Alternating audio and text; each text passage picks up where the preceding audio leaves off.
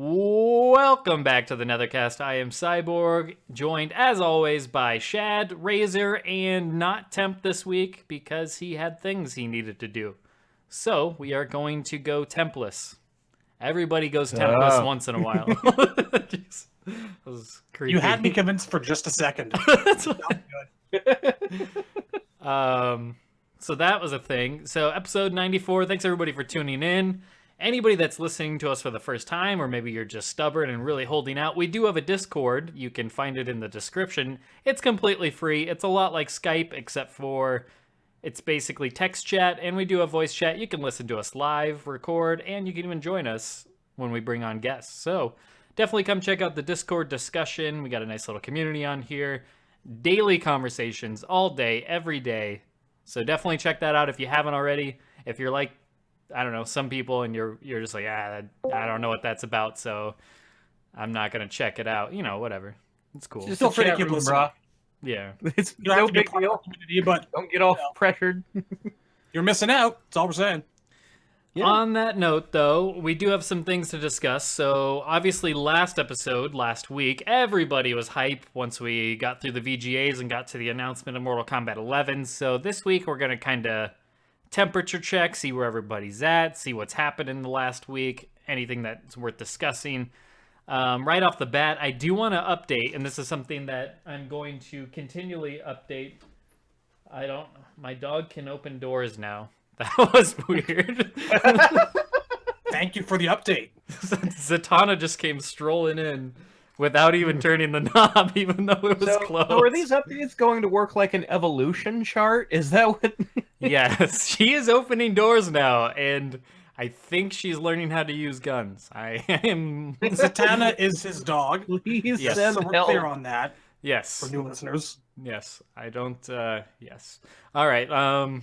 So what I did want to update, and I want to do this weekly. Well, not weekly, but as we go by and things actually change. Once we get to the reveals and stuff, and we get roster reveals, obviously this will change, and that is the Mortal Kombat 11 Fantasy Draft standings. And if you are in the Discord, you can actually see those standings. I have it so nobody can type in there but us, just so it doesn't, I don't lose track of what's going on, as things tend to do. People will talk about whatever, and that if I leave it open. So Yeah, I mean, if you put something there by the next day, it's just gone. No It's- sense of restraint. Yep, it'll be Done. gone. So I have pinned there, and I'm just going to keep updating the current standings, which are towards the top, as well as what everybody put on their roster. I'm not going to go through what everybody's roster is. It's there on the channel, so go check that out if you want to see what everybody drafted. And on that note, though, I do want to give an update on the standings. So all we've had so far is the reveal trailer. And then at the reveal event, that's also going to be technically part of the big reveal points that you can get. So how this worked is we all picked characters one by one, and they are our fantasy drafts, much like you'd fantasy draft football, baseball, or whatever the hell you're into. In this case, we drafted Mortal Kombat characters. So we have every single character drafted. Once somebody took them, nobody else could take them. So that picture is at the top of that channel, so you'll be able to see what everybody drafted. And on the right of that character, you can see how many points they're worth. They're pointed basically based on how likely they were to be in the game. So Raiden was a 1 point, whereas someone like Motaro is 6 points because he's unlikely to make it on the actual roster. That being said, go check out that episode if you aren't familiar with the draft or what we did. It's back as just a couple episodes back because we did it right before E3 because that's when we thought it was going to be announced originally, so we made our predictions. So why I mention it now is to give the updated standings. Now that we've had the reveal trailer, which is, like I said, going to be compiled with the gameplay reveal, is where you get pretty much the most amount of points because it's worth 3 times points if they were predicted to be in the gameplay or reveal trailer. It's combined. So on that note, Razor is at 11 points, Shad is 5 points, and Temp and I are third with 0 points because none of our characters so far have made it into the game. Razor got points for Scorpion, for Raiden, or no, Scorpion and Shao Kahn, and Shad got for Raiden, of course. So with Now, that I know said- I'm already in the lead, Yes. but there were 2 scorpions revealed. You know, it's I funny can that you feel that mentioned. too. It's funny that you mentioned that because Shad had mentioned in that episode, and I even mentioned it in the channel there, that at one point while we were drafting, towards the end, Shad said, wouldn't it be cool if we did like 10-point characters that are just like huge, like super left field, probably never going to happen. He even mentioned like, I don't think he said MK3 Scorpion, but he said some version of like a classic character, like specifically a classic character. And man, he was closer than any of us thought to actually coming to truth. I think I have a psychic connection with this series. I was feeling kind of in the MK mood a week before the reveal. You guys remember that? Something in the air. I don't know what it was. I But know yeah. when it's combat time. I always know when it's combat time. I think those are just your mutant powers that come from being a Canadian. It's genetic. It's not a fair fight, really. So on January 17th, when we get more like actual gameplay reveals, we're going to count those characters as the initial reveal as well. So any character gets 3 times their points if they make it into that reveal. So January 17th, there's going to be a lot of points, so we'll see who jumps out into the lead, if Razor can hold on to his lead, so on and so forth, and we'll keep this updated as the game reveals more characters.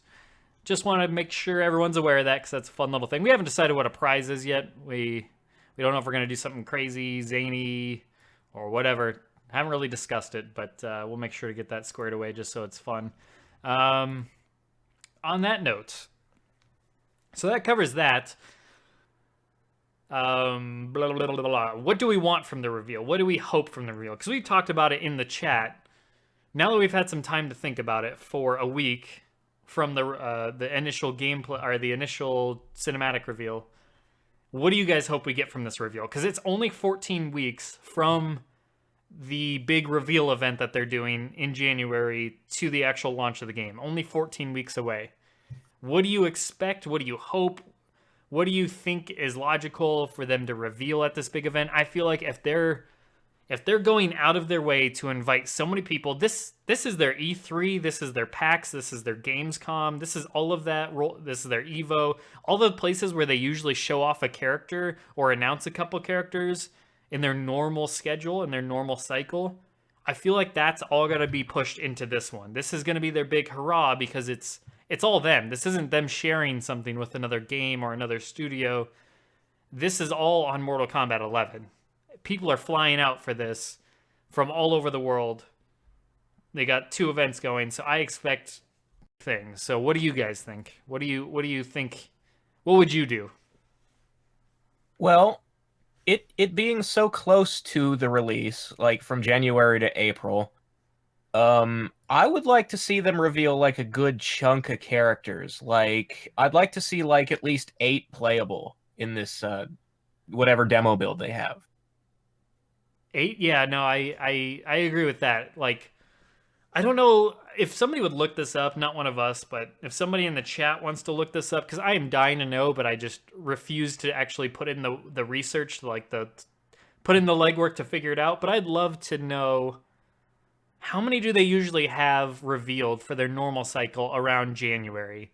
So, because they usually do that like 4 or 5 month, kind of dead air, basically nothing really comes out. Yeah. And that usually starts about October, which I think Gamescom, whatever the one that takes place overseas in like Australia or Germany, that's usually like the last bit of info we get for the year until February. So I'm curious, where are we at usually in January? Because like MKX, it was Quan Chi was the last one we got before the break there. So I'm kind of curious, roster wise, how many do we usually have revealed by January? Because I feel like they have to do that and then some. Okay, 10 to 11 by January for X, says Smoke Man. So that's why I think it would make sense. 8 has to be the minimum, in my opinion. 8 has to be the very I bare said minimum. at least 8. Right. I think You know what? I'm saying 10. 10 to 12. 10 to I 12. feel like they're really, really going to show us a lot. And I feel like it's inevitable that some more stuff will be leaked before the event actually approaches. They're going to want to show Yeah. us people we already know are going to be present. That Maybe is 5, I 6 kind of stages. hope that there aren't any more like leaks until January, just because I want whatever they show to be fresh. Because like, so far, I mean, we have had one leak where we got to see another Shao Kahn costume, and that's fine because it's not a character reveal. We already knew Shao Kahn's in. I don't want to see like a screenshot of Sub-Zero get out before we really get to see Sub-Zero in motion. Yeah, no, I agree with that. I Kind would. of feel like they're gonna show him to us anyway before things happen. Like if there's one character who's a no-brainer, What do yeah, you think they would it's show? Like a render? probably a render, maybe some more in-gameplay screenshots. We'll see. Sure. Um, yeah, no, but going back to like the amount of characters, so I think we're all around the same ballpark. I wouldn't expect any more than 12, but I think that 8 to 12 zone right around there does make the most sense because one, as Smoke Man pointed out, that's what we got by about January for X, and two, because like I said, if you go back to 14 weeks between that big reveal event and the actual launch of the game, you only have 14 weeks. So let's say they did do 12. That's 12 characters up front. 14 weeks, that would make 26. So if you did one character a week for those 14 weeks, that's a 26 character roster. So yeah, I unless they just start like lumping them together, do 2 in 1 week in some cases, or they do it kind of like Yeah, gameplay reveals or story reveals where they show multiple at a time, which is possible. I mean, NRS never really does like dedicated. I mean, they'll do a few just to reveal one character trailers, like give them the spotlight. Yeah. But they never really do it like a Street Fighter or a Killer Instinct. Most fighting games will give every character their own trailer and release them periodically. And NRS seems to be the only dev that doesn't do that. And I don't think they'll break that habit. So I think it'll be like, because like when in MK9's release schedule, when Noob Saibot was revealed, I'm pretty sure that his trailer also had a couple other characters Right. being shown for the first time, like Jade and maybe Sindel. I don't remember exactly. Going back to like Deception, they would just break out a gameplay trailer and you just catch 5 or 6 people. Then you'd stop the tape and people would take screenshots of it. And hey, there's smoke, or who was being knocked into the slaughterhouse gears, or something like that. So yeah, no character specific trailers. I can see a story trailer coming though, Yeah. the game intro or something. Well, they do usually reveal like a story trailer, but what month do they usually put those out? I think that's around like February. It's usually about a couple months before the game comes out, if I remember right. But if somebody, I mean, Smoke Man's been finding this really fast in the chat. He said about 12 to 13 for Injustice. Let's see what else he said. So or 11 to 12 for Injustice 2, he said. But yeah, so if anybody knows when the story trailer came out for X or Injustice 2, we might be able to know a little bit more. But I do expect a lot here because, yeah, I think they want to hit the ground running really, because I mean the schedule of this reminds me of Smash Ultimate because, I mean, kind of like I laid this out before in that Smash Ultimate announced the game. They first revealed and showed off the game at E3 in June, and the game just came out last Friday in December. So there was about 6 months there, right on the dot. So if you think about it, MK has even less than that. MK is doing a 4.5 month reveal cycle. I kept saying 5.5 in our reaction or reveal, or our last episode. I kept saying Yeah, five I mean, and a half. it's 5.5 if you count where we are now, but not counting from January. No, it actually is 4.5. Is it? It's so January, So wait. because you always count ahead. So from now till January 13th, then February 13th. Oh yeah, you're then right. March, Well, after the then reveal, there's April. only 3 months. I know, exactly. That's why it's like, it's even crazier than I was selling it in the reaction. Somebody corrected me in the comments, so thank you for that.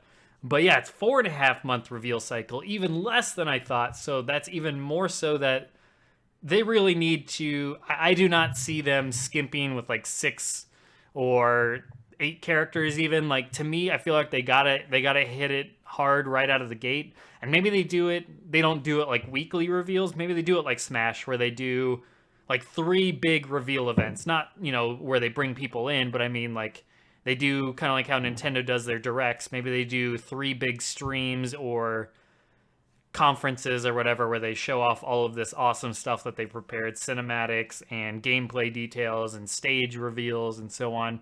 And they just pack all of that in like 3 big hour-and-a-half reveals sprinkled throughout that time. We did with Injustice 2. Like I said, they don't usually do one character at a time, but come to think of it, like if you count the Combat Cast streams on their Twitch, Right. they did actually like go in depth with like every character one at a time. Yeah. Yeah, so who Not knows? quite the same thing as the trailer, though. Right. Yeah.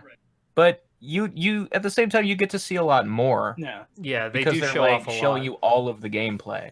Yeah, they're good about going into detail on breaking down every variation, multiple attires, gear, or whatever with Injustice. So I mean, they definitely did justice on showing off the characters. You didn't really feel like if you had a character, they may not do the trailers, but they definitely give you the information and the actual nitty-gritty details that you're looking for on how that character plays. So anyways, bringing this back around. So the January reveal, I would not be shocked to get around 8 to 12 characters at the minimum. 12 to 10, whatever, makes a lot of sense for it being January, because they're not delaying their schedule at all. Basically, they eliminated the waiting period from E3 all the way up into December. That's not going away. Basically, they just cut that away, and hopefully it's just full force from here. And like I said, I don't want to like a reveal every day or maybe even every week. Who knows whether they want to bulk it up and do big explosions of things or whatever the case. But I don't think we're getting more character breakdowns on regular sessions like we did with X. It seemed like a nightmare to manage, and I don't think they have the time. They really No, they just really don't. don't. Yeah. Yeah, because even if they did like coordinate a crap like combat that in cast kind of every time week, frame. Yeah. Yeah, they would have to hit like 3 characters per combat cast, or yeah, something like that too, at least. I think it's like unspoken, but we're all expecting a pretty gigantic roster. If not gigantic, then impressive. Yeah, I think we're expecting every roster has been slightly larger than the last. I like- mean MKX being the exception, but there's things that make sense because of that. You have X was the same after all the DLC as 9, wasn't it? I think so, because 9 had like 27 or 28 or 29. Yeah, because 9 started with more, but only had 4 DLC. Right. Which makes sense. So yeah, and then X started with only 25 for the roster and then had 8 DLC. So yeah, I'm sure they come out just about even. X might have had one more at the end of the day. I don't expect like a huge mega roster here, but this is probably their last game on this console generation, unless they squeeze another Injustice in there or whatever they're working on next. But I think since we are multiple games into this generation now, I think it's more likely that we do get a bigger roster. I don't expect like 50, even 40 out of the gates, but I think that's the thing. I feel like there's this kind of unspoken hanging expectation in the air. This is somehow going to equivalent to G and Armageddon, and that amount of characters with this kind of oh, that would be awful. It's just not fucking feasible. Yeah. I mean, more than usual, sure. 50, 60, not happening. Well, there is one thing we know, and it's that the first pack has 6 DLC, which is the most in one grouping we've gotten.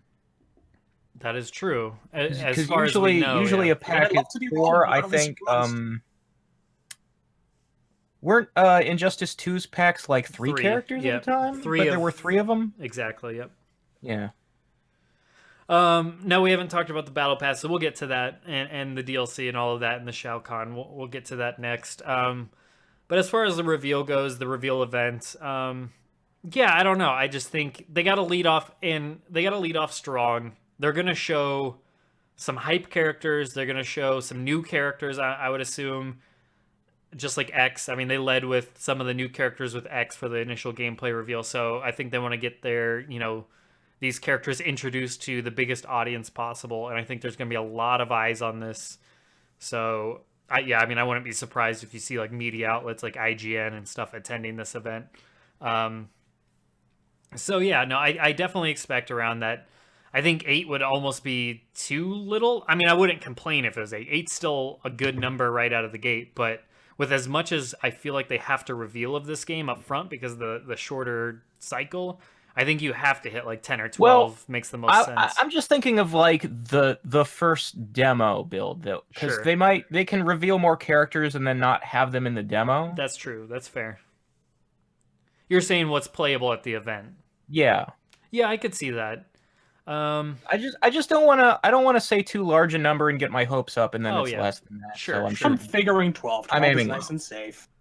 8 to 12 is where I'm kind of at. I wouldn't be disappointed anywhere in that range. I would be shocked if it's less and really surprised if it's even more. I mean, they could really shock us any direction here. You don't get people to fly all the way to your event from around the world to play as 4 characters. I mean, Come other on, than when they're like- like at E3 and stuff, I agree because at E3 they're not going just for Mortal Kombat generally. No. Yeah. But if it's its own event and people are coming here and you're drumming up the hype, you have to have something to show. Yeah, So I you're say 12, throwing 15 your own on the party. outside. Yeah, I you're mean- having a party with MK fans and dedicated content creators and players, so they're going to definitely want to generate as much positive buzz. I mean, there's a reason why they're inviting specific people to go to this because they want people to go there that are going to rave about this game and get a bunch of people to buy the game or, whatever the case, have faith that it's going to be amazing. That's why they're doing this. If they thought what they were doing is going to suck or that they don't want to just bring any random Joe Schmo in off the street that's not going to care about what's going on. I mean, this isn't a paid to get in thing either. Like, they're inviting us to come do this. Obviously, we got to pay to get there and whatnot. But yeah, this is definitely something they're going to want to impress people and really make a splash right out of the gate. And that's why I would be shocked if we do not get some of these highly requested characters revealed right away. If you're going to do a big event like this, you're not going to want to bring in your C and D tier like characters like that you're just trying to push and get, some recognition or whatever the case, you know what I mean? I think if there's going to be a Noob Saibot or Jade or whatever, not all of them, obviously you got to save some of them for the later months leading up to the game. You don't want to blow your load early, so to speak. But Yeah, I you feel don't like- want to show all the good stuff right away and then Exactly. try to get excited No. with Jackie. Yeah, Smash kind of ran into that because Jackie alone. they hit like their first 2 directs were amazing. Their last direct kind of fell flat in a lot of people's eyes. So they obviously don't want to fall into that. But ultimately, yeah, I would not be shocked, especially if they hit like 10 characters, 12 characters. I would be shocked if we don't get like some big like fan demanded characters shown off. If Fujin was in the game, why not throw him in at this event? That type of stuff. Who knows? Obviously, I don't want to get too hard into expectations or speculation. I don't really have any expectations other than Nothing says expectations for 11 quite like Fujin. yeah, right. But no, I think it should be hype. I think we're all going to be super like blown away. I think just as much as the reveal trailer was, I think they're going to try and blow us away even harder with the gameplay and showing us who's on this roster. And man, is it ever important who makes this roster, as I've said in the chat and we talked about last time. It is super important. If you are not a guaranteed character to always get to be brought back, this is a very, very important roster to make it on. Whether you're 3D era, trilogy, and got left in the dust, I feel like if you don't make this roster, it doesn't mean that it's impossible that they get brought back. But I think if you don't make this roster and you're somebody like, I don't know, Scarlet. Movado or something, I feel like you're pretty much SOL after this if you don't get brought back. Whereas somebody like, if Cyrax or Sector or Smoke, someone like that, they don't get brought back in this particular game, I don't think it's the end of the world. They obviously could better luck next time, so to speak. But yeah, there are certainly characters on the chopping block. But I feel like the more popular ones, Frost, Serena, Li Mei, Fujin, of course, I'm talking about 3D era right now. I think they have a legitimate shot to make it back. Maybe not all of them. I definitely don't think we'll get all of those ones I just mentioned. But I think I would honestly be surprised if we don't get 1 or 2 of those. I really do feel like now is the time. Story relevance, fan demand, gameplay, whatever. I feel like Frost is probably coming back. probably. And honestly, this is the biggest time to. If Fujin's gonna make it, now's the time. Like, he is one that I would say is on that chopping block in the sense of he's got the fan support for it, but like, I feel like the story makes sense, does it not? To bring Fujin back to, if it's gonna be a timeline versus timeline, and Well, yeah, Raiden might be one of your big villains, maybe not the villain, but I mean, for I think I me, said it last time. the whole reason I wanted Fujin was because they turned Raiden dark, and I feel like, Yeah. well, if the Protector of Earth's a villain, you got to set up the new Protector of Earth. Someone's got to be a guiding light to the kids. yeah. Might as well be him. It would make sense, and that'd be a really cool role for him as the new Raiden, so to speak, much like he was supposed to be to begin with. What happened with that? How, like Shujinko, what do you think? Are like he kind of played a big role in the previous timeline, obviously, not so much this time. So someone like him coming around to fight off whatever threats are going on, whether it's Onaga, uh, who knows what the hell's in store. We're not getting Shujinko I don't back. think. I mean, I would like to see Shujinko and Onaga, but I'm kind of not expecting them because it feels like because MK9 was 1, 2, and 3, and MKX was sort of like a retelling of 4. It did a whole lot of new original stuff, but at the end of the day, it was about Shinnok. But they're kind of skipping over the main plots of Deadly Alliance, Deception, and Armageddon by doing the timeline thing with the bald lady instead. So I Yeah. feel like maybe like Shujinko and Onaga will be cameos or mentions, but I don't think we'll see them playable. Yeah, maybe. I feel like most out of our old protagonists and antagonists from Deception and Armageddon will maybe get Dagon. Taven, nah. Shujinko, nope. Um, Just people really didn't care for Shujinko. He has this reputation as a dumb bastard. Not entirely undeserved, but I don't think Taven I has think- that much of a fan base either. I mean- think of all the main characters of the 3D era, I think Dagon is the most likely, just because he's the leader of the Red Dragon clan, and they put all that stuff in That's Kenshi and pretty Takeda's much. backstory. Like if you were trying to avoid the Red Dragons because those three characters, Mavado, Suhao, and Dagon, aren't popular, then why would you say it was the Red Dragons that killed Takeda's mom? Why not make it the Black Dragons or some other, Mm. you know? And like someone's posting up in the chat there, comics still matter and they won't be forgotten. So that's a string going forward. So moving on though, from the reveal itself, or the reveal event, I should say, we can get into the actual, some of the stuff we've gotten in the last week, or what was discussed or released. And I guess the next kind of big thing to discuss would be the pre-order bonus being Shao Kahn. We saw some new gear for him, and then obviously the 6 DLC characters coming with the premium edition, as well as 6 combat passes, which we're not technically sure what that is. All of that you get for, and the Steelbook, for $100 along with the game. So it's about $40 worth of value. So you got to figure 6 characters. Usually those characters are about $5 a piece DLC wise. So 6 times 5 is 30 itself. So whatever these combat passes are, and usually you get like a discount out of there. You save about $5-10 by getting the pass. So whatever these combat passes are, can't be that high in value. We're talking maybe like $10-15 for the 6. In terms of, if you figure it out that way, obviously these are made to be a deal. They're encouraging you to buy it. So what do you think these combat passes could be? In my video that I put up on our channel, I speculated. My first thought was Fortnite does their combat passes because Fortnite's free to play, and they have what's essentially a level up system to unlock stuff like skins and so on and so forth. And as you level up slowly in the free to play version, but if you buy what's called a combat pass, or not combat pass, geez, the battle pass, you level up faster, basically. You pay for it, and it lasts for a full season, however many weeks that is. And then during that time, you level up faster. Not only do you level up faster because of it, you earn more stuff as you level up. So there's all sorts of benefits to getting it, and you pay like $10 to get it. So it's kind of their way to make money in addition to the skins themselves that they charge for.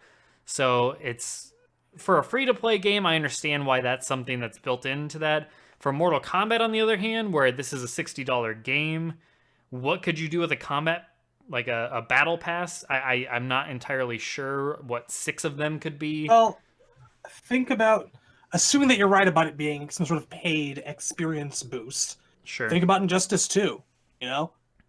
Certain levels to wear certain kinds of gear and armor and whatnot. Right. I mean, there were levels in previous, like in MKX. There's sort of, it was tied to the faction system, but you did sort of get something out of it, like.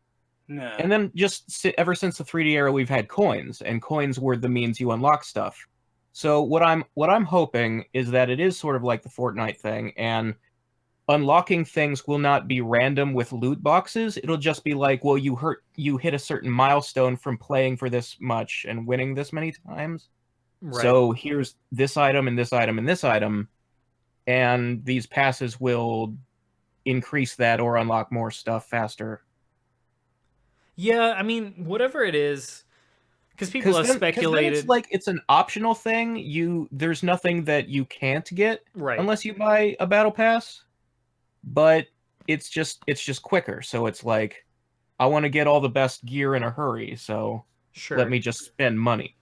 Yeah, and I wouldn't be shocked to have something like that. I think the loot box, like the mother box type of approach for gear, is going to be gone for Mortal Kombat. I don't expect to be opening random boxes for gear. If anything, they're going to, find a way to combine it with the crypt to, you open up a random crypt chest and that's the gear you get, and then hopefully at least online we'll have a guide to find what we're looking for faster. I mean, as long as, like, if it's tied to the crypt, then at least there's a set number of coffins, and once you've gotten them all, you're done. So there's no situation where you're like, I've been playing this game for a year and I still don't have the Staff of Grayson. Right. But what the battle passes could be, it being a $60 game and not a free-to-play game, I don't know, and I don't even know what they would sell for, maybe $5. We don't know what they're doing. Maybe it is an XP boost, so you level up quicker or earn gear faster. But the fact that they're including 6 of them in the Ultimate Edition says to me it should be a nice bonus. I mean, when you throw something like that into a premium edition, usually it's something to entice people to buy that. So having 6 of them, I mean, that costs them nothing. Like, say you get the premium edition, you're mainly going to buy that for the DLC characters anyways, or the steelbook, or just because you're a collector and you want that steelbook.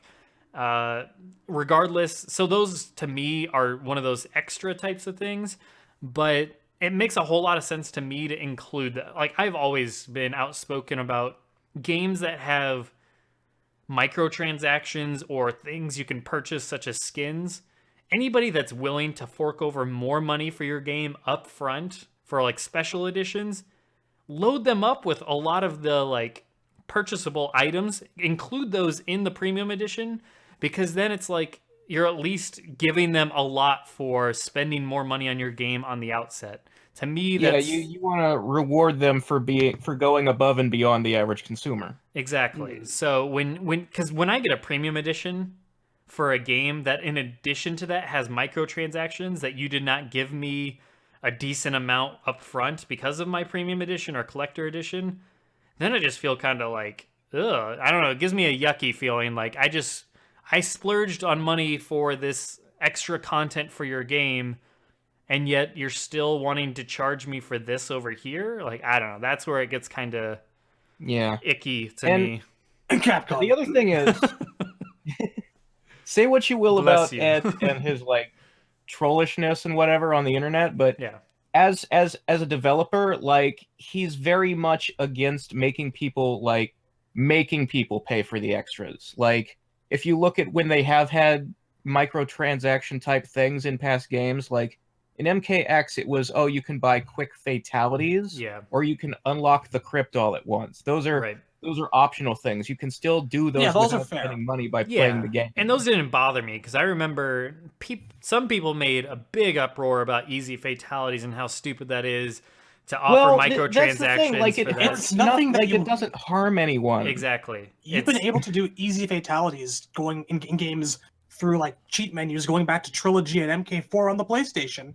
Big friggin' hairy deal. Right. No one Not every whole block. Yeah, Go it's down, like down, forward, up, block, and run. if you Exactly. don't want those, just don't buy them. Like you're not being forced to. It's not an Exactly. essential thing in the game. Like if a costume could only be acquired by buying it, then you have some room to complain. But easy fatalities are such a nothing thing. If people want to spend their money on that, who cares? Well, even the costumes, like if you, my problem isn't even a costume. If you put out a costume for $1 and I really like that costume, it's $1. Who cares? I'll spend that dollar, get that costume. My biggest gripe is something like the Overwatch system where you put out these, obviously Overwatch puts out free DLCs, so that's where they're good. But the negative is they put out, when they put out their new outfits, you can't just outright pay money to obtain them. You have to pay money for a gamble to obtain them. That's the part I don't like. The loot box thing. It's again. like We're not going, going to be seeing yeah. that happen because it's already been slammed as illegal in a couple of European countries, and Yeah. the trend is only going to continue, and it's pretty much the antithesis of something that the NRS team would be interested in doing. I mean, They're actually qualifying it as gambling now. the whole so it's gonna concept get is shut ridiculous. You don't get Yeah. away with that. Like, you don't go to Burger King and say, "Here's $10. I hope I get what I want." Like, that's just not how. Yeah. That is Down. not Give how me that something works. off the menu. Please be a sandwich. Yeah, like, it doesn't work like that. You don't go to the movies. $10 for a ticket. Man, I'm really hoping to see the movie I want. Damn it! Sorry, I'll sir. throw down another $10. Like, Would you like a cup of French fry oil? That's what you've won today. you instead of a movie, you got 2 tubs of popcorn. Enjoy. All right. It just doesn't work like that. So that's the part that annoys me, and I don't see NRS doing anything like that. Even the loot box system in Injustice 2 where you could Yeah. I think you could pay to get like currency to buy loot boxes or whatever the case. I mean, the loot boxes you got a ton of them in the game itself. You can play the game. It takes forever, but it is what it is. It like you could do it like without spending money in Injustice 2. It Right. just took for fucking ever. And there was never any guarantee that you got exactly what you were looking for. Sure. So that was How many of us never unlocked those scummiest dick practice sticks? that NRS has ever done in terms of like how they do their DLC, and I think they won't do that again. Yeah, I don't Because, like I said, yeah. like I, don't I was expect saying, that. Ed is very much against like screwing over the consumer. Like I he mean- won't even he wouldn't do Rain as MKX DLC because Rain had been MK9 DLC, and he said, I don't want people to pay for the same character 2 games in a row. Yeah. Makes sense. And yeah, I mean, that's kudos. And NRS in general, if you can say anything positive about them, the biggest positive, in my opinion, is always that they jam-pack their games with a ton of content. I mean, in a world where Capcom exists, with Street Fighter or Marvel vs. Capcom, where they always put out a bare-bones game and then expect to just build upon it over time, when you're paying full price from the get-go, NRS always do the exact opposite. They load their games up with a ton of content, tons of characters, the whole story mode, everything. Like, legitimately, they pack it full. I mean, it's not like King of the Hill comes out 2 months later after the game's out like you get with Street Fighter. You get everything right out of the gate. So that's why, I mean, you can't argue that the game is worth $60 right out of the gate. That is one thing you can never really criticize them for. So absolutely. And it kind of goes along with that same mentality that they're not out to screw the fans money-wise. They've always been good about giving them their money's worth. And even their DLC for MKX, they put out a character and then they included free compatibility packs with the outfits, like the classic outfits or whatever else came with each character. Like some outfits came with the DLC characters that you buy. So they just, it wasn't even, you didn't have to buy the DLC. It just came with like the update for those characters. So, or the patches or whatever. So yeah, I mean, they're good about that. So I definitely, their money practices have never really bothered me in that regard. They haven't done anything. They haven't stepped across the line. So you can't really rake them over the coals for that. So as far bringing it back to the beginning of like, what are these battle passes? What do we expect? Not really sure. I'm sure we'll get a lot more information at this reveal event as well. I would be surprised once again if we don't get more information on that premium edition. I mean, the game was just announced a week ago. Like, people were already like, when are we getting information on this? Or what have you, and it's like it just got announced. I mean, give them a little bit of time to get this together, but Yeah, they specifically gave us a date when they're revealing things. Wait yes, for that day, maybe. exactly, the reveal. I mean, it's literally called the reveal. So there, yeah, the lid's coming off. We're gonna get, I'm sure, game modes, roster, gameplay, all sorts of stuff revealed on that day. And because, like I said, it's only 3 months after that the game is out, and only 2 months after the reveal is the beta. So I mean, they gotta give us a pretty good hefty chunk there right out of the gate. They want to get people buying. And that's another thing is I saw some complaints online in comment section of people saying, "Oh, I can. What do you want me to give me? You want me to give you my money right now and pre-order it when you haven't even revealed more than like 3 characters? Pre-order and you haven't showed any gameplay. You realize pre-order is an option, right? Like you don't have to pre-order the game just because they put it You have there." until the day before the game comes out to put in a pre-order. There's Yes. no And time limit on Games will pre-ordering.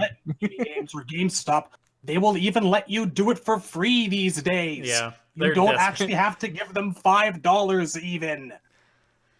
Yeah, so How I thought hard that is it? I thought that comment was ridiculous, but it's just people being dumb, not knowing what they're talking about. It's just like when they announce the DLC character like 2 weeks out or a month out before the game, and all they show is like a reveal trailer where they walk in front of the screen. They're not showing off gameplay like a finished product. They're just showing a model walking forward. Doesn't mean it's ready.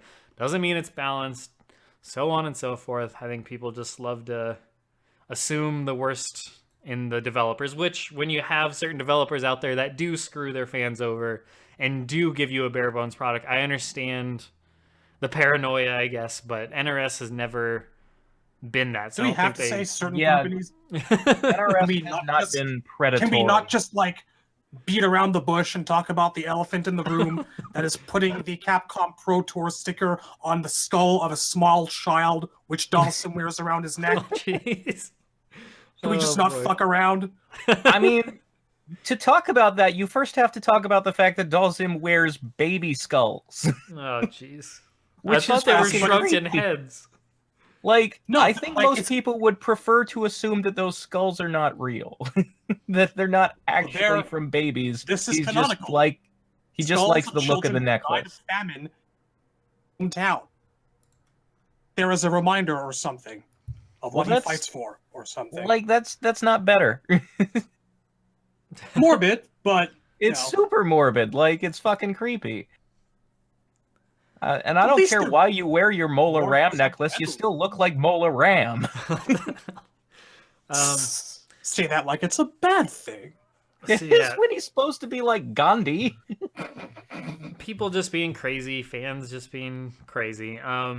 So moving on to the next bit of stuff to talk about here is, so talking about the Shao Kahn part. What do you think about his gear? What do you think about that version of him? Obviously compared to the reveal one where he kind of had the weird helmet with the bunny ears or whatever you want to call that.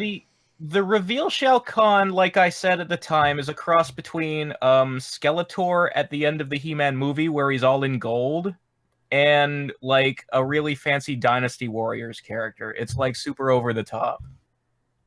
Khan wearing The new clothes one is a much more strange to me. traditional, like it kind of looks like the helmet he wears in Deception, and the armor is like basically Mitsurugi. Yeah. I don't mind the armor. I know some people I like prefer like bare chest and It's whatnot, and it's weird. cool. It's- I like it though. I don't know. It looks like I like that the option exists, and I especially Yes. like it specifically because now we have two Shao Kahn armors that are blatantly samurai, which is how Shao Kahn is supposed to dress.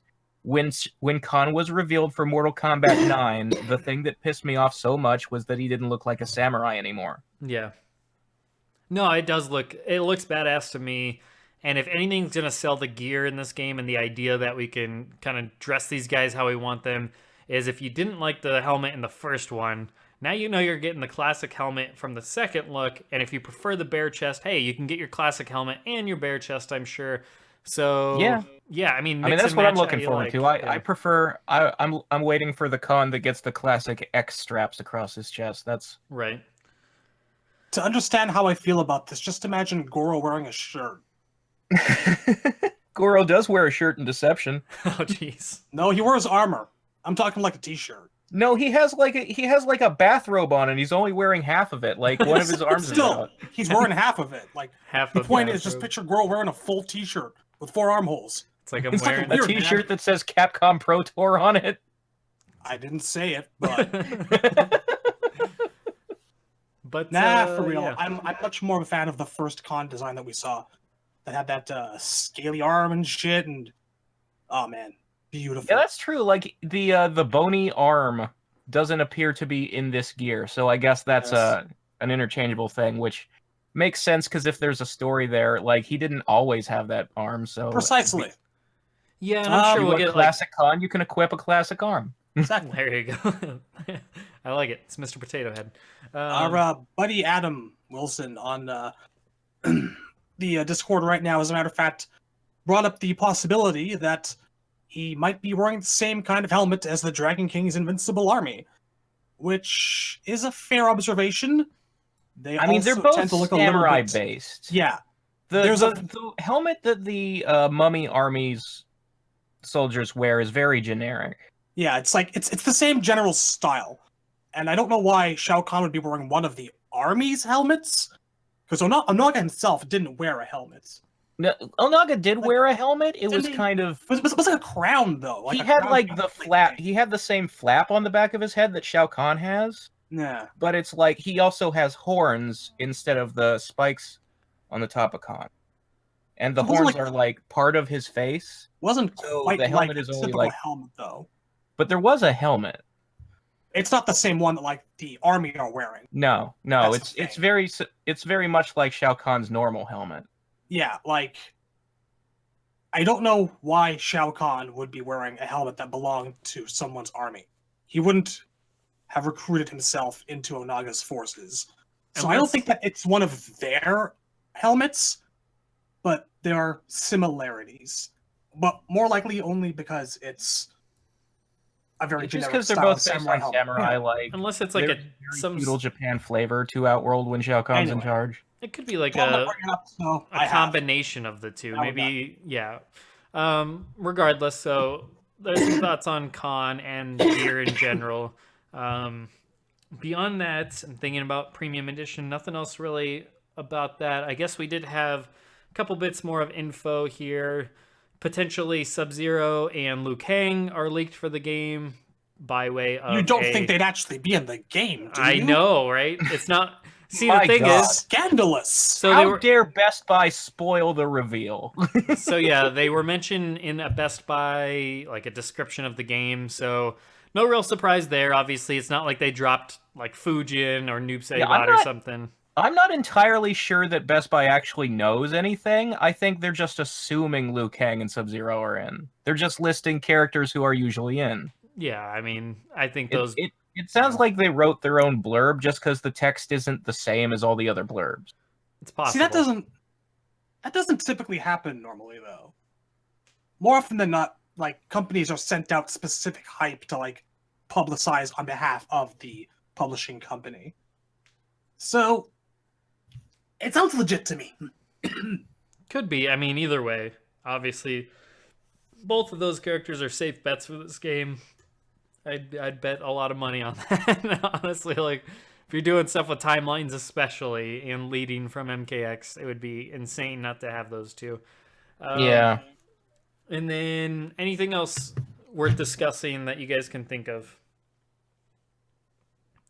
I don't think anything else is really discussed or talked about. There is Someone one little noticed that like the thing. throne in the courtyard was different. Oh, yeah, that's It was right. Shao Oh yeah, Kahn's. somebody had noticed, and I picked this out too as we were looking at screenshots the night the trailer reveal happened. The That's right, it was D4. throne in the broken ass courtyard, is the throne Shao Kahn sits in MK trilogy. So it's not quite the same chair Shang usually has. I don't know that necessarily means anything. They're just, It could be referencing past versions of the stage, which is cool. Yeah. But what I was going to mention was that the leak from, what was it, GameStop Italy that gave us the second Shao Kahn costume. Right. The text, and it's translated, so it's mess. It's just a mess. It doesn't make a lot of sense, but the translation says the way the translation is worded makes it sound like the guest characters are in story mode, which I don't think is true at all. I think that's a bad translation, but it's worth mentioning. I didn't read that at all. Yeah, I didn't see that bit. They Guest wouldn't do that. characters.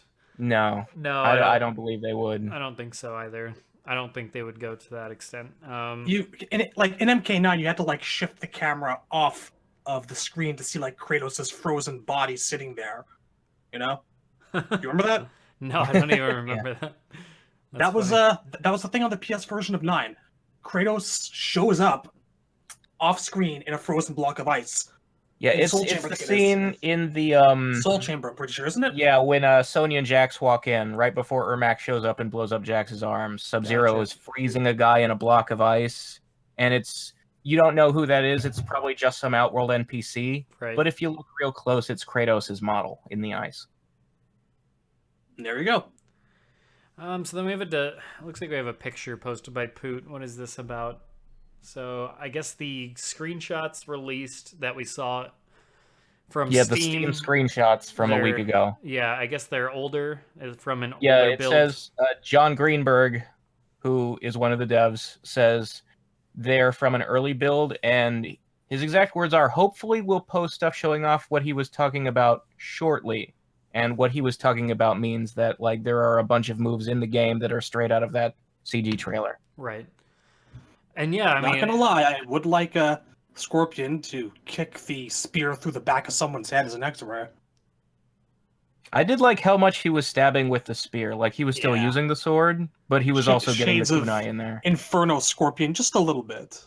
and that was kind of my, like, them saying this is from an earlier build. This is also, I mean, it's kind of a side note here, but this is my thought over the past week of what I kind of came to my mind is, you know, they could be further along than we are normally used to seeing by this point in development. Obviously, we haven't even seen gameplay yet, so we don't even know what the actual game looks like. It could look way better than that. I agree with Poot that it already looks good in that screenshot. I would not complain if that's what we got. It looks like a nicer version of MKX. Clearly, what my opinion is, probably Unreal 4 with a lot more color.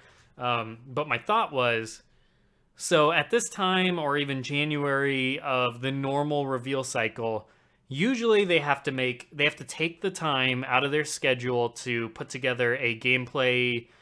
They got to put together stuff for E3, including a playable demo, usually behind the scenes. Then they have to have stuff for Evo to show off. Then they have to have stuff for to play at PAX, like another playable. Each of those playable builds, they have to code freeze and basically, okay, this is not going to crash on a bunch of people if they try to play this. So that all takes time, manpower, and effort and whatnot to make those types of things happen. So the fact that they didn't have to do that at E3, they didn't have to do that at PAX, at Gamescom, whatever else comes in between there, Evo, Comic-Con, whatever other ones that they might be hitting during that usual cycle that they've done in the past, that's all time that they saved and that they could just bunker down and focus on developing the game and getting it ready and then getting ready for this reveal. So you think about that time saved, the effort saved. I think that in itself could equate to a more polished game once we get around to seeing it for sure. So that takes time. Shad, you could probably attest to that. Like whenever you're doing that type of when you have to show stuff off to the public each time for an event, that takes time to put together. You have to basically create a whole separate branch for it. Right. Like whatever we're about to see at the community reveal event, they probably started work on that about 2 months ago, maybe more. I mean, for them to be releasing the game in such a short amount of time, work has to be, I don't know, 95% done on it as a finished product. Right. So yeah, I mean, I guess my ultimate point is this might end up beyond just from a fan perspective. Obviously, this works out way better for us than the reveal before E3, and then we have a 10-month wait until the game comes out. Like obviously, and with a 5-month gap in there over the winter.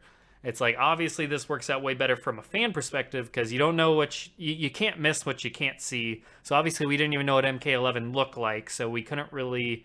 Most people just move on with their life, do other things until it finally feels like it's going to come, and then we, snap back into hype mode and get ready for it. That's kind of how I operated. So it's nice doing it this way from a fan perspective, but from their perspective, just from developers, hopefully they like this and this works out well for them, because I think this is a much more interesting and cool and fun and exciting and hype filled, never ending way to, do their marketing cycle. So hopefully it does work out for them and they feel like they got more done in that amount of time, just purely from being able to focus on the product for longer without having to worry about creating these versions to show off these earlier versions with early models that aren't ready to be shown, so on and so forth. But yeah, so that's kind of where I'm at on that. As far as that screenshot goes, and that being an older build and being, I think we're going to get blown away from whatever we are shown at that reveal. What else you guys got? Anything else you want to cover before we kind of get things wrapped up, or anything else you want to talk about? I don't think there's been any other new news, really. Not I mean, there was one little thing. I saw a side-by-side comparison, one of the Steam screenshots with one of Raiden's moves from X, which it looks the same, but it's like more smoothly animated. So we may see legacy gameplay, like a lot of normals, come back. Which I mean, that could work to an extent. I wouldn't want like 70% legacy. I think, especially with a lot of people, I mean, maybe it's just because we're in this little shell where there's several people that we know in here that were really not a fan of MKX's mix-ups and, some of the problems of X. So I obviously, for their sake and just for everyone's sake, I wouldn't want to see it just repeated, kind of like Injustice 2 had Legacy. I would hope that Legacy is at a minimum, because you can reuse animations or even combo strings and have it look similar, but the actual gameplay core at itself be completely different. I mean, that's not impossible. Yeah, I think that's what I'm hoping, because I think that we're getting to a space where, like, we might actually start seeing specific normals recurring, or like directional normals. Like Scorpion tends to have that back in triangle or back in two little sword slam pop-up move. So it wouldn't surprise me to actually see them reusing certain basic normal animations. Right. But I don't think you have anything to worry about.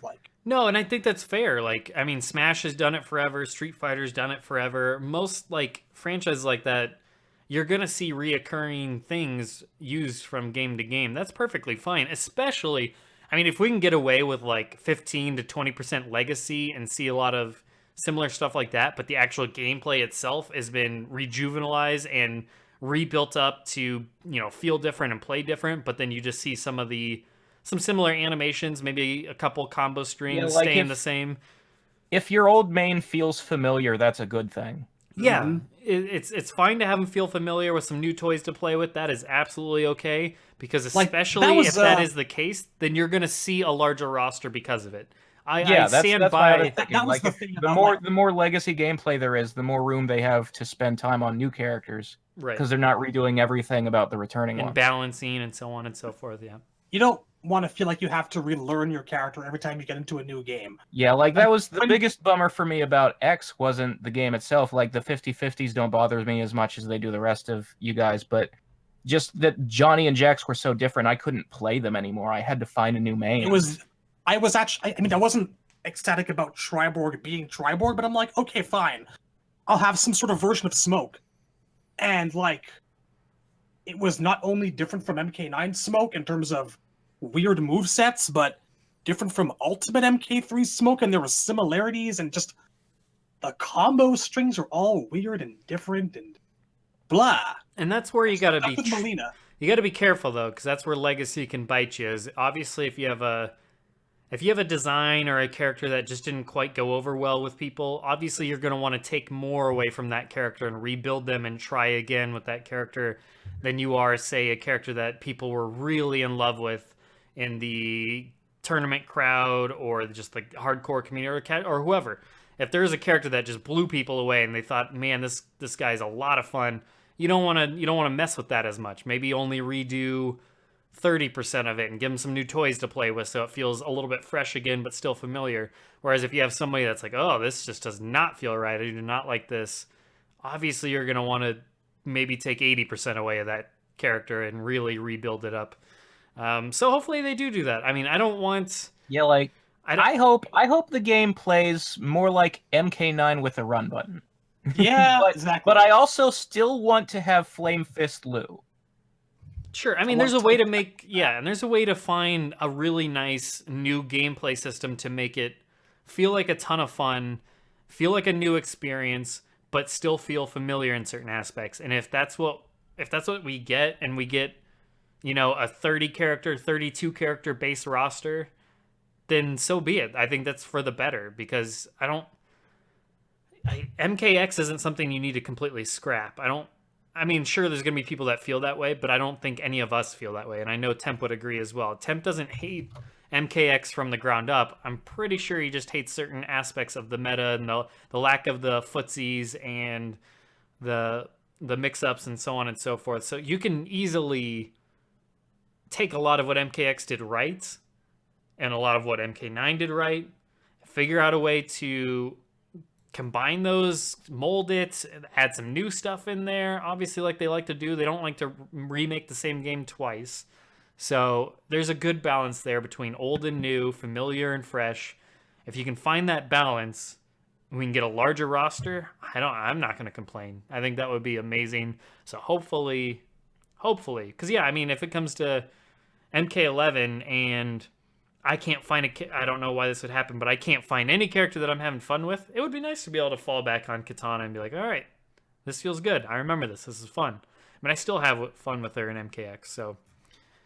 But yeah, no, I do hope that is the case, and I don't want a game built completely from the ground up. I think you can carve out some parts that need refining and redoing, maybe rebuild up those aspects of it, the meta of the game, the footsies, the neutral game, so on and so forth. You can build those up, but you don't need to completely trash all animations, all combo strings.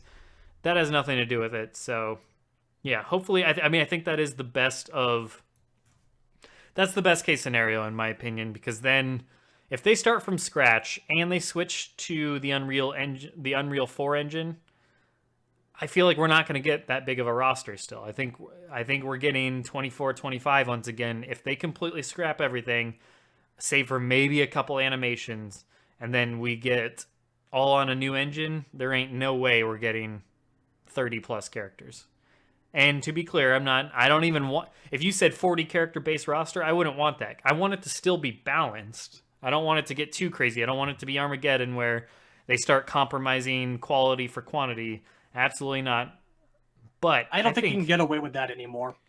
I'm thinking a 30 character starting roster would be, I've always said 28 to 30 to me would be satisfying to me. Then you can expand upon it with DLC. That's the ballpark I prefer too. Like when I hear it's going to be like 24, it just feels bad. Yeah, it's just I feel like they might after DLC's done, considering the surprising amount of people in the first pack.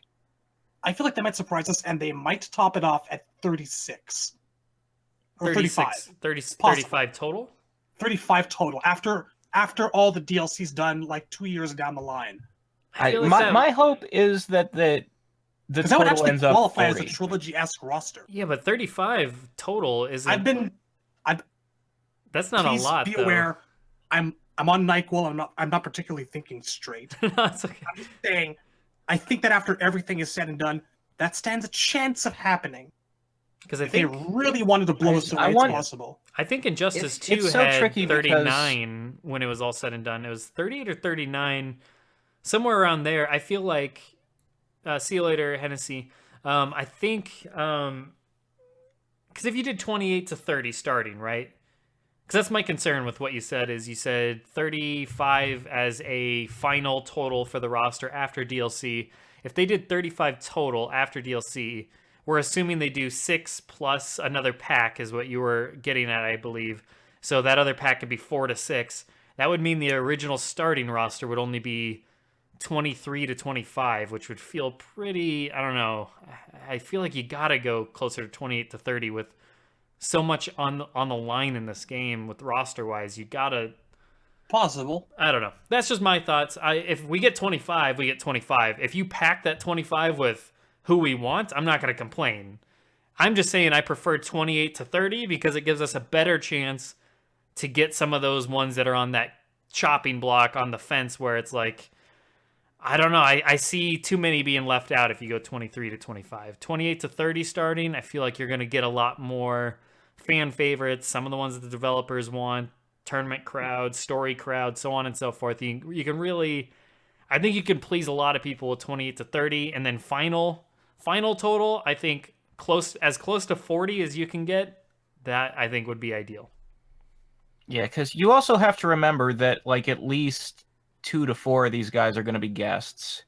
And I think a huge chunk of the new characters from X are coming back. So if you've been waiting a really long time for a few 3D era guys, and then if you want like some of the classics from Trilogy back too, it's just we're running out of space. Where are we going to put everybody? Yeah, I know. From MKX, I expect maybe like 75% to come back from X, which is still a decent chunk. That only leaves there you. were like how many characters? 8 new characters in X? Yeah, 8. Before Tremor. Yeah. Yeah, because it was like Kotal, The kids, Devora, Kotal, Aaron. Devora, Ferritor. Yeah, it's the 4 Ferritor. combat kids and the 4 Yeah. unique ones. Yeah, so you maybe leave out 1 from each group, and you've got 6 returning characters left. Yeah, so that's Because there's no that's way my Kotal concern. and Aaron aren't coming back. Devora's pretty likely, and the only kid I can see them leaving out is Jackie. Yeah, no, I agree with you. I think MKX we're gonna get a majority back for sure, more than 50% easily, closer to 75 to 80. So that only leaves so many spaces to clear out. Plus, then you got to get the really big fan favorites like Noob Saibot, Jade, Shang Tsung. You're gonna get those in, maybe a Cyborg or whatever. Who knows? But then it's like you're obviously those slots are gonna be filling up fast. Do you get Smoke back? Yeah. Do you get Nightwolf? And I think, back? I think we'll see characters who were like the parents, like your Jackson, your Johnny, and your Sonya. Melina died, so I think we're gonna see them sit out. But I also think that like DLC is probably really likely for them because you're gonna have a lot of people demanding them back, especially Melina. Sorry, Smoke See, Man. if they're saying that characters who are dead are staying dead, I don't know about Melina. But again, timeline shenanigans. We'll see. Yeah, but that's the thing though. Going back to the roster amount, I feel like if you have 28 to 30, that's already giving you 3 to 5 more characters to play with that MKX you're not even having to eliminate from MKX. So let's say excluding guests, let's just say 5 of the characters from MKX sit out. I think that's shooting low, but let's just say 5 of them sit out. And then you have an additional 3 to 5 on top of that to play with. So you're at 8 to 10 new characters that you can bring in. You got to make room for new characters. You got to make room for hopefully some more trilogy and 3D era characters coming back. Those slots fill up fast. So that's why I'd be surprised, honestly, if it's only 5 that sit out from X. But yeah, I mean, we need a bigger roster. Hopefully, not like crazy big, not like asking for too much. I think 28 to 30 is reasonable, and then with DLC, I would be shocked if half of them aren't guests. So if we do end up getting 6 to 12 DLC characters, I would not be shocked if half of them go to guest characters, just because that's been the trend so far is half of the characters. So I wouldn't expect. What if it wasn't though? That would be amazing. I mean, if they only do 2 guest characters at this point, that's something to celebrate. Because Yeah. they're holding Yeah. back at that point. So I feel like at that point you got to be like, okay, at least you showed restraint this time. I would be very proud of their restraint. But no, I expect 4 to 5 just based on what we're getting. Maybe not in the pack of 6. I expect 3. No, I think in the maybe pack we'll of get 6. like 2 guests per pack. Maybe, yeah. I still think we're getting half. So I think 3. I would like you to stop. I know it sucks. I don't want to be a part of this conversation anymore. All right, well, we don't have It's to making be. me sad. I know. So let's It is a just. thing to be sad about. But the roster is so far that and the gameplay are the two biggest things. I am just like, I'm really super pumped, excited, cautiously looking forward to, because the roster is obviously the biggest factor for me. I feel like I'm going to like the gameplay no matter what, just because I liked X, I like 9, I liked Injustice 2. I usually find a way to enjoy the experience, even if there are some shenanigans that can be annoying, like mix-ups. But the roster, on the other hand, that's going to be the biggest, like, ooh, that's going to be, I mean, that's the thing that I blew up most about in MKX. So I'm really hoping roster-wise, we are all happy at the end of the day. Hopefully, and this is something I want to do with Temp when he's on the next episode, hopefully, is, and we did this in the chat a couple days ago, I did anyways, of like the 7 characters that I think would really make this roster truly shine. Like if a chunk of those 7 characters make it in, I think it's already in really, really good shape. I want to do that maybe on our next episode, where we all compile maybe 10 characters that we all think like really would just make the roster. Like if even half of them showed up, we think the roster already would be amazing. So on that note, though, unless you guys got anything else, I think it's a good time to wrap up. Why are them monks all dead, though?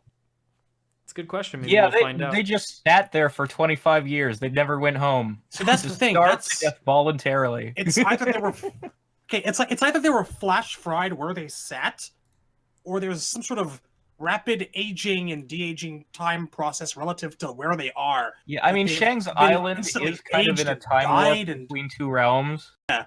They could very well have not noticed that they were, because It's- that happened to Shujinko once. He stood in a pool of water for 10 years and didn't notice. What the hell? I just Happens to the best of us. people are just sitting there wondering why the hell they're like that, just dead where they're sitting, and there you go.